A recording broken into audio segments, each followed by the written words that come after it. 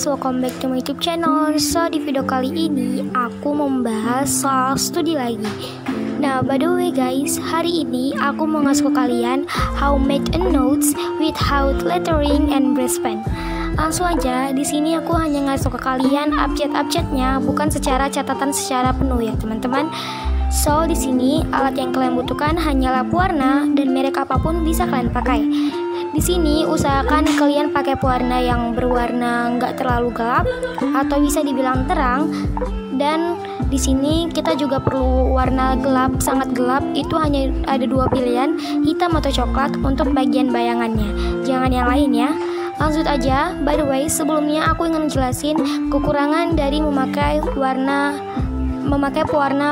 cair ini, dimana kalau misalnya kita mau bikinnya itu kan di sini warnanya itu nggak terlalu terang, dan kalau misalnya kita mau menimpa pakai warna yang gelap kayak studigram yang lain biasanya buat catatan atau judulnya, itu dia bakal hancur atau nggak bisa, dibilang nggak bisa sih, karena nanti warna awalnya akan hancur atau berserabut dan jadi kayak jelek gitu.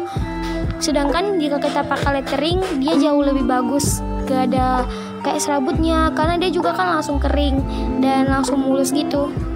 So nggak apa-apa, di sini aku pakai warna oranye ya, sama warna coklat untuk bagian bayangannya, karena warna kuning ini kurang nyata gitu. Tapi kalian boleh pakai untuk warna timpanya kok, asalkan tidak terlalu tebal untuk warna bagian pertama, seperti kuning untuk warna pertama dan oranye warna kedua. Langsung aja kita mulai. Aku mau tes dulu sebenarnya apakah warnanya ini nyata kalian lihat. Takutnya nanti kalian nggak bisa lihat, dia nggak nampak gitu.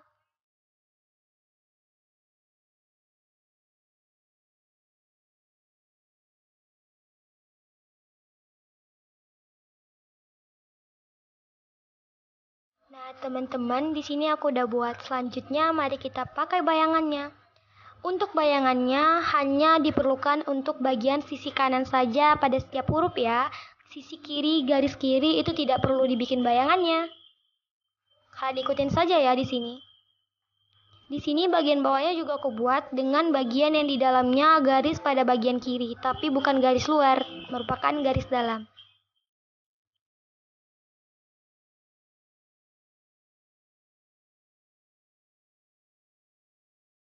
Dan begini hasilnya.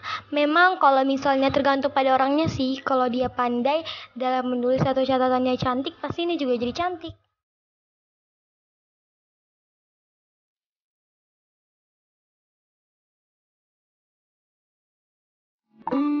Nah selanjutnya kita bikin kayak pantulan cahaya gitu ya. Caranya gampang, cuman pakai tipek dan jangan terlalu lebar untuk buat bayangannya. Bentuknya seperti ini ya.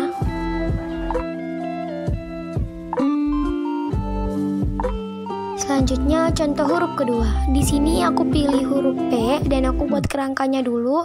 Jangan terlalu tekan dan cukup halus-halus saja. Terus lebarin.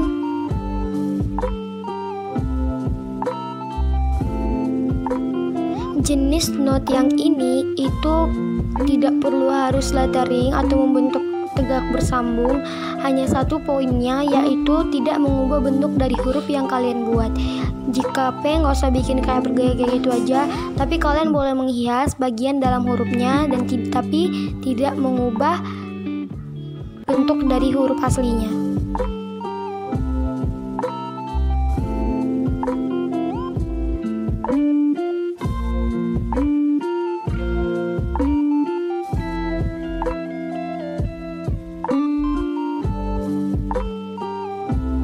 Jika sudah seperti tadi, buat bayangannya dan ingat hanya bagian sisi kanan. Buat lengkungan, biasanya kalau P itu yang dibuat bayangannya hanya lengkungan dan bagian dalam bulat P-nya itu, terus kaki P-nya.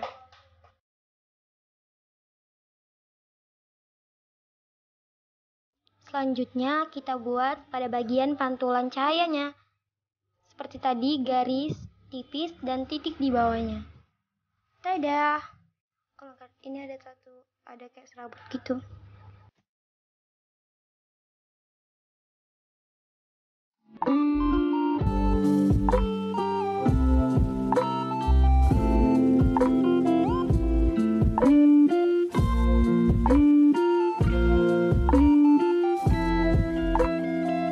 aku juga mau bilang bedanya pada lettering kita bisa menentukan tanpa harus berhenti-berhenti. Seperti kan teksturnya itu di sini itu agak lemot, jadi maksudnya agak lembek gitu. Jadi bisa diatur untuk yang bagian naik tipis dan bagian turun tebal dengan bentuk seperti itu. Jadi lebih gampang. Sedangkan kalau kita buat seperti ini, kita harus benar lebih hati-hati agar dia lebih nampak rapi dan bagus.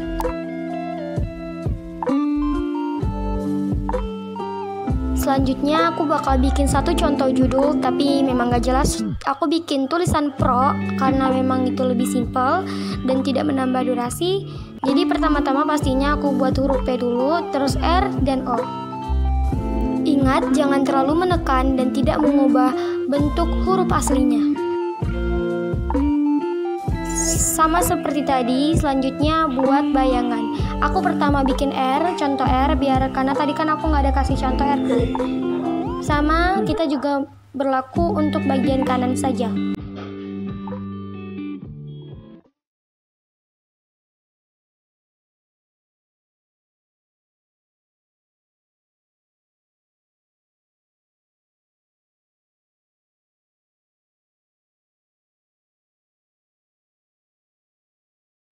Selanjutnya untuk O, pertama-tama kalian harus buat bayangan pertama itu di bagian dalam hurufnya, biar kita tahu dan dapat menentukan.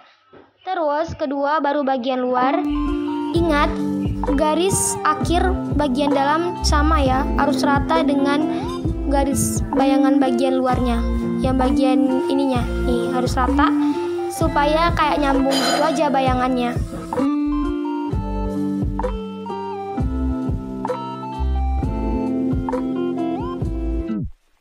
Selanjutnya untuk huruf P sama yang tadi aku jelasin di awal, yang aku kasih satu contoh huruf P.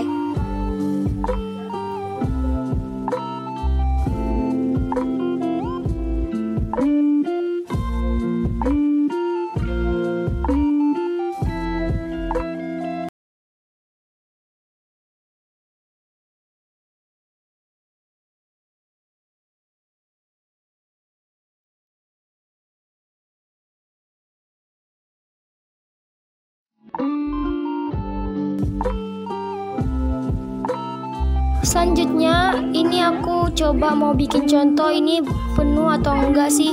Jadi aku coba bikin cara coretnya dulu, P-nya penuh atau tidak. Dan ternyata penuh teman-teman.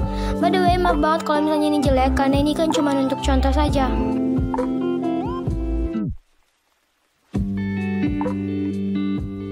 Kita lanjut ke tahap bikin pantulan kayak cahaya bohongan gitu. Sini pakai tipek yang tadi aku bilang, aku udah jelasin. Terus titik seperti biasa. Semua berlaku ya untuk di ketiga huruf ini, sama juga sih aku buatnya. Dan sini aku mau ngerapiin dulu karena agak berantakan sedikit.